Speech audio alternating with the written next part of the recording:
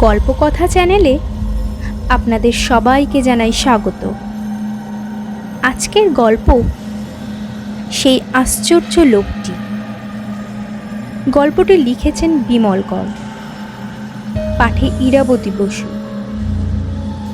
গল্পটি শুনে যদি আপনাদের ভালো লাগে তবে অবশ্যই লাইক ও কমেন্ট করে জানাতে ভুলবেন না এবং চ্যানেলটিকে সাবস্ক্রাইব করে পাশে থাকবেন পরবর্তী আরও অনেক গল্প শোনার জন্য। তবে আসুন আর দেরি না করে শুনে নেওয়া যাক আজকের গল্প, সেই আশ্চর্য লোকটি।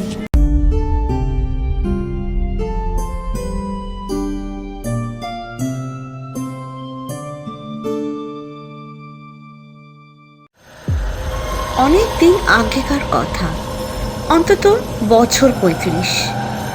আমার তখন ১৫-১৬ বছর বয়স। ঠাকুমা আর ছোট কাকার সঙ্গে কাশি গিয়েছিলাম বেড়াতে।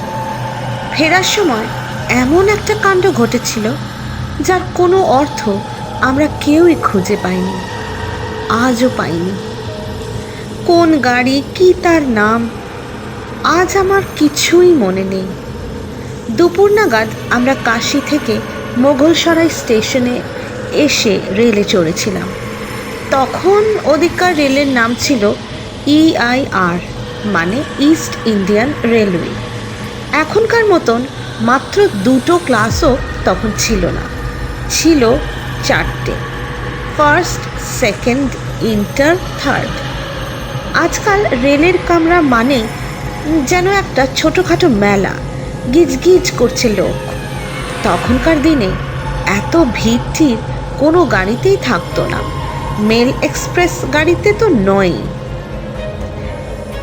আমাদের গাড়িটা বোধহয় এক্সপ্রেস গাড়ি ছিল, কেননা সব স্টেশনে থামছিল না। দুপুরের শেষ দিকে গাড়িতে উঠেছি। ইন্টার ক্লাস কামরা, জনা 6 মাত্র যাত্রী আমাদের কামরায়। দিন 2 পরে কালী পুজো, দুর্গা পুজোর পর গিয়েছিলাম কাশিতে। ফিরছি কালী পুজোর আগে, আসবো ধানবাদ বাবার কাছে। সাসারাম এসে পৌঁছতেই সন্ধে হয়ে গেল। তখন ওদিকে শীত পড়তে শুরু করেছে সবে। ওসব থেকে পুজোর পরপরই শীত এসে পড়ে। হেমন্তকাল বুঝতে বুঝতেই কখন যেন জব্বর শীত এসে যায়। সাসারামে শের শাহের সমাধি শুনেছি। গাড়ি যখন সাসারামে এসে পৌঁছালো তখন এত অন্ধকার যে আমার চোখে বাইরের কিছুই ধরা পড়ল না, এমনকি স্টেশনটাও যেন টিমটিম করছে। সাসারাম থেকে গাড়ি ছাড়ার সময় একজন ভদ্রলোক এসে গাড়িতে উঠলেন। গায়ে লম্বা রেলের কোট, ওভারকোট ধরনের, পরনে রেলের প্যান্ট, গলায় একটা রুমাল জড়ানো, মাথায় বারান্দা মার্কা রেলের টুপি, বেশ লম্বা। ভদ্রলোক যখন উঠলেন গাড়িটা তখন ছাড়ছিল। উনি ওঠার সঙ্গে সঙ্গে কামরার বাতিগুলো দপ করে নিভে গেল। অবশ্য কয়েক মুহূর্ত পরেই আবার জ্বলে উঠল। লোকটিকে ভালো করে দেখাই যাচ্ছিল না। টুপিটা এমন করে নামানো যে চোখের তলায় গিয়ে ঠেকেছে। সঙ্গে কোনো মালপত্রও নেই, ঝাড়া হাত পা। উনি কামরায় উঠেই এদিক ওদিক তাকিয়ে সোজা বাঁকে উঠে শুয়ে পড়ল। জুতো সমেত শুয়ে পড়ে মাথার টুপিটা এমন করে মুখের উপর চাপা দিলেন, মনে হলো কামরার আলো যেন চোখে না লাগে, সেই ব্যবস্থাই করে নিলেন। যেটুকু দেখলাম ভদ্রলোককে বুঝতে পারলাম রেলের লোক, আর অ্যাংলো ইন্ডিয়ান। আমার বাবা রেলের চাকরি। ছোটবেলা থেকে রেলের লোক দেখতে দেখতে কেমন একটা আন্দাজ হয়ে গেছিল। গোমো আর ধানবাদে অজস্র অ্যাংলো ইন্ডিয়ান দেখেছি যারা রেলেই কাজ করে। ভদ্রলোকের কত বয়স তা ঠিক বুঝতে পারিনি, তবে আমার ছোট কাকার চেয়ে নিশ্চয়ই বড়। গাড়ি চলতে শুরু করলো। একটা বেঞ্চিতে আমরা, ঠাকুমা, ছোট কাকা আর আমি। আর এক বেঞ্চিতে এক বিহারি ভদ্রলোক শুয়েছিলেন, তিনিও কাশি ফেরত, সঙ্গে বিস্তর মালপত্র। অন্য বেঞ্চিতে একজন সাধু বাবা, সঙ্গে তার কোনো মারোয়ারি শিষ্য। সাধু বাবার গায়ে গেরুয়া বস্ত্র, এই মাত্র, নয়তো তিনি একেবারে সাধারণ মানুষের মতনই। হিন্দিতে কথাবার্তা বলছিলেন, বিড়ি টানছিলেন। আমার কাকা ট্রেনে উঠলেই ঢুলতে শুরু করেন। সন্ধে হয়েছে দেখে কাকাও মাথার ওপর বাঁকে চড়ে বসলেন। গাড়ি চলতে লাগলো। ঠাকুমা বোধহয় জপ তপ শুরু করলো মনে মনে। আমি চুপচাপ একা। বাইরে তাকালেই অন্ধকার আর অন্ধকার। মাঝে মাঝে ইঞ্জিনের ধোঁয়া এসে যেন নাকে লাগছে, কয়লার গুঁড়ো উড়ছে, আর থেকে থেকে ধোঁয়ার সঙ্গে আগুনের ফুলকি জোনাকির মতো অন্ধকারে ছিটকে পড়ছে। এইভাবে সোন নদী পেরিয়ে গেলাম। কি বড় ব্রিজ! ট্রেন ছুটছে, ছুটতে ছুটতে গয়াও এসে গেল। তখন রাত হয়ে গেছে। গয়া থেকে গাড়ি ছাড়লো। খাওয়া দাওয়া শেষ আমাদের। কাকা আবার বাঁকে উঠে ঘুমোতে লাগলেন। বিহারি ভদ্রলোক খাওয়া শেষ করে ঢেকুর তুলতে লাগলেন বড় বড়। সাধু বাবা শিষ্য সমেত গয়ায় নেমে গেছেন। নতুন কেউ চড়েনি। সেই অ্যাংলো ইন্ডিয়ান ভদ্রলোক কিন্তু একইভাবে শুয়ে আছেন, ঘুমোচ্ছেন নিশ্চয়ই। ট্রেনে রেলের বহু লোকই যাতায়াত করে এক স্টেশন থেকে অন্য স্টেশন। কার্যকর্মে যান, কাজ শেষ করে বাড়ি ফেরে। কাজেই ভদ্রলোক সম্পর্কে আমার কোনো কৌতূহল হয়নি। গয়া আর কোডারমার মধ্যে, কোডারমার আগে মস্ত জঙ্গল, নামকরা জঙ্গল। বিহারে এত বড় জঙ্গল খুবই কম। লোকে বলে গুরপা গুঝান্ডির জঙ্গল। দিনের বেলাতেও এই জঙ্গলের অর্ধেক জায়গায় আলো রোদ ঢোকে না। রেল লাইন পাতার সময় এই জঙ্গলের আরও ভয়ঙ্কর চেহারা ছিল। রেলের কুলি লাইনের অনেকেই নাকি বাঘঠাগের পেটে গেছে এখানে।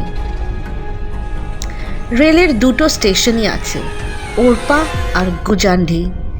এই পাহাড়ি জায়গাটুকু চড়াই ভাঙতে বাড়তি একটা ইঞ্জিন জুড়তে হয়। একটা ইঞ্জিন গাড়ি টানতে পারে না। আমার ঠিক মনে পড়ছে না কোডারমা থেকে গয়ার দিকে আসার সময় না গয়া থেকে কোডারমার দিকে যাওয়ার সময় দুটো ইঞ্জিন লাগে। যখনই লাগুক তাতে এই গল্পের কোনো ক্ষতি নেই, কেননা তখনকার দিনে বাড়তি ইঞ্জিনটা একবার যেমন যেত অন্যবার ফিরে আসতো, আবার যেত। ডবল ইঞ্জিন জুড়ে গাড়িটা ছাড়ল। রাতও হয়ে গেছে।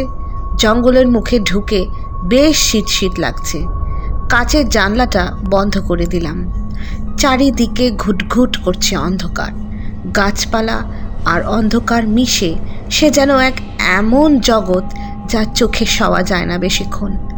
তবু গুরপা গুঝান্ডির আসল জঙ্গল তখনও শুরু হয়নি। তেমন নিবিড় নয় গাছপালা। যেতে যেতে গাড়িটা হঠাৎ থেমে গেল। গাড়িটা থামার পর সামান্য সময় চুপচাপ কেটে গেল। ভাবছি এই ছাড়বে, গাড়ি আর ছাড়ে না। হঠাৎ শুনি ইঞ্জিনের হুইসেল বাজছে তারস্বরে। বাজছে তো বাজছেই। বিহারি ভদ্রলোক জেগেছিলেন। বললেন, লাইনের উপর নিশ্চয়ই বাঘ বসে আছে, সরছে না। রেল লাইনের উপর বাঘ বসে থাকে, ইঞ্জিনের অত জোরালো আলোয় নড়ে না, শব্দতই নয়। এ আমার জানা ছিল না। আমার কাকাও দেখি বাঁক থেকে নেমে এলো। ব্যাপারটা কি হচ্ছে বোঝার জন্য জানলা খুলে দিলাম। দেখি গার্ড সাহেব হাতের সেই লাল সবুজ লণ্ঠন ঝুলিয়ে সামনের ইঞ্জিনের দিকে চলছেন। তার সঙ্গে আরও দু একজন খালাসি ধরনের লোক, বোধহয় পেছনের ইঞ্জিনে। লাইনের পাশ দিয়ে যাচ্ছে সবাই। আমাদের মতন আরও অনেকে গলা বাড়াচ্ছে কামরার মধ্যে থেকে। গাড়ির বাইরের দিকের আলো পড়েছে সামান্য, ভিতরের আলো জানলা দিয়ে বাইরে পড়ছিল ঝাপসাভাবে। আমার কাকা আর বিহারি ভদ্রলোক নানা রকম কথা বলতে লাগলেন। ঠাকুমা একটু শুয়েছে। সেই অ্যাংলো ইন্ডিয়ান ভদ্রলোক কিন্তু বাঙ্কের উপর পড়ে পড়ে ঘুমোচ্ছেন, টুপিতে মুখ ঢাকা। গাড়ি আর ছাড়ে না। ঠিক যে কতক্ষণ কাটলো তাও বুঝতে পারলাম না। শেষে দেখি গাড়ির দরজা খুলে অনেকেই নামতে শুরু করেছে। নেমে যে যার কামরার পাদানির কাছে দাঁড়িয়ে। নানান রকম গলা শোনা যাচ্ছে। জঙ্গলের মধ্যে কারোর সাহস নেই দু পা এগিয়ে কিছু জেনে আসবে। আমার কাকাও দরজা খুলে নিচে নামলেন। আরও কিছুক্ষণ কেটে গেল। কি যে হচ্ছিল তাও বুঝতে পারছিলাম না। শেষ পর্যন্ত বেশ শোরগোল পড়ে গেল। কেমন করে যেন 2-4টে টর্চও বেরিয়ে গেল। লাইনের পাশ দিয়ে আসা যাওয়া করতে লাগলো কেউ কেউ। গার্ড সাহেব শেষ পর্যন্ত ফিরে গেলেন। লোকে খোঁজ খবর নিচ্ছে হলো কি। কাকা একটু এগিয়ে গিয়েছিলেন। খবর নিয়ে ফিরে এসে শুকনো মুখে বললেন, সামনের ইঞ্জিনের ড্রাইভার মারা গিয়েছে হঠাৎ। নাক মুখ দিয়ে রক্ত বেরোচ্ছিল। ফায়ারম্যানদের একজন গাড়ি থামিয়ে দিয়েছে। শুনে আমি চমকে উঠলাম। বিহারী ভদ্রলোক বললেন, হায় ভগবান! মানুষ হঠাৎ কেমন করে মারা যায় সে বয়সে বুঝতাম না, এখন বুঝি। তখন বুঝতে পারিনি ড্রাইভারের সেরিব্রাল স্ট্রোক হয়েছিল। তখন এসব রোগ নিরোগের কথা শোনাও যেত না। আগে রেল ইঞ্জিনের ড্রাইভারের সঙ্গে কয়লা দেওয়ার জন্য 2-1জন লোক ছাড়াও বোধহয় একজন সাঁকড়ে থাকতো ড্রাইভারের। এদেরই কেউ গাড়ি থামিয়ে দিয়ে ঘন ঘন হুইসেল মেরে বিপদটা জানাচ্ছিল গার্ডকে। এখন কি হবে? ড্রাইভার তো মারা গেল, গাড়ি চালাবে কে? আমরা কি সারা রাত এই জঙ্গলে পড়ে থাকবো? ড্রাইভার মারা গেছে এটা কোনো রকমের সব কামরায় প্রচার হয়ে পড়ল। তারপরই একটা হই হই। বাইরে বড় কেউ নামছে না, পাদানির তলায় দাঁড়িয়ে আছে, গলা বাড়াচ্ছে সবাই। এমন সময় শোনা গেল মৃত ড্রাইভারকে নামিয়ে ব্রেক ভ্যানে তোলা হচ্ছে। ইঞ্জিনের মধ্যে তো ফেলে রাখা যায় না। রাত বেড়েই চলল।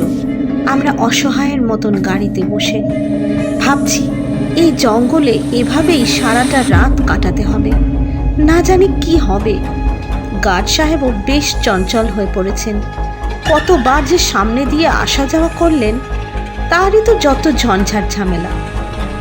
আরও খানিকটা পরে দেখি গার্ড সাহেব প্রত্যেকটা কামরার সামনে দাঁড়িয়ে কি যেন বলে দিচ্ছেন। বোধহয় সাবধান করে দিচ্ছেন। বলছেন, যে যার কামরায় দরজা বন্ধ করে বসে থাকো, সকাল না হলে কিচ্ছু করার উপায় নেই। আমাদের কামরার কাছে এলেন গার্ড সাহেব। আধ খোলা দরজা দিয়ে উঠলেন ভিতরে। লম্বা চওড়া চেহারা অ্যাংলো ইন্ডিয়ান গার্ড।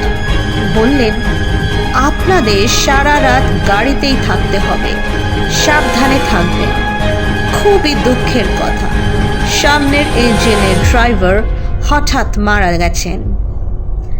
গার্ড সাহেব নেমে যাওয়ার একটু পরেই দেখি বাঙ্ক থেকে সেই অ্যাংলো ভদ্রলোক নেমে এলেন। টুপি পরলেন এমন করে যে মুখটা আড়াল হয়ে গেল। ভালো করে দেখতেও পেলাম না মুখটা। ভদ্রলোক কামরা থেকেও নেমে গেলেন। তারপর দেখি পাশের কামরা থেকে গার্ড সাহেব নামমাত্র কী সব কথাবার্তা বলছেন। পরে দেখলাম গার্ড সাহেব আর সেই লোকটা সামনে এগিয়ে যাচ্ছেন। কাকা বললেন, যে মারা গেছে তার কেউ হবে। বিহারী ভদ্রলোক বললেন, মালুম দোস্ত। ঠাকুমা বললেন, দরজাটা বন্ধ করে দে। আমরা যখন দরজা বন্ধ করে জানলার শাসি ফেলে যে যার শোয়ার ব্যবস্থা করছি, তখন একেবারে আচমকা ইঞ্জিনের হুইল বেজে উঠল। বার 3 টানাটানি। তারপরই গাড়ি আবার নড়ে উঠল। সবাই অবাক। কাকা বললেন, লোকটা নিশ্চয় ড্রাইভার। এ লাইনে হরদম রেলের কত লোক আসা যাওয়া করে। যাক বাবা, বেঁচে গেলাম। কোডারমা তো পৌঁছই। এই জঙ্গলে সারা রাত পড়ে থাকতে হলে মরে যেতুম। বিহারী ভদ্রলোক বললেন, রামজি কি কৃপা বাবু। গুরপা গুয়ান্ডির জঙ্গল পেরিয়ে আমরা কোডারমা মাঝরাতে পৌঁছালাম। স্টেশনে গাড়ি থামল। হঠাৎ শুনি প্ল্যাটফর্মে হই হই। জানলা দরজা খুলে নেমে গেল অনেকে। কাকাও নেমে গেল। খানিকটা পর ছুটতে ছুটতে এসে বললেন, সাংঘাতিক কাণ্ড। এই যে লোকটা আমাদের কামরা থেকে নেমে গাড়ি চালিয়ে নিয়ে এলো, সেই লোকটা যখন গাড়ি চালিয়ে আনছিল, তখন ইঞ্জিনের ফায়ারম্যানরা বয়লারের আলোয় লোকটাকে পুরো দেখতে পেয়েছিল। একেবারে মরা ড্রাইভারের মুখের মতন দেখতে। সেই মরা ড্রাইভারই। গাড়ি থামতেই 2টো ফায়ারম্যান ইঞ্জিন থেকে নেমে পালিয়েছে। লোকটা লোকটাকেও আর দেখা যাচ্ছে না। বিহারী ভদ্রলোক হায় রাম বলে মাথায় হাত দিয়ে বসে পড়লেন।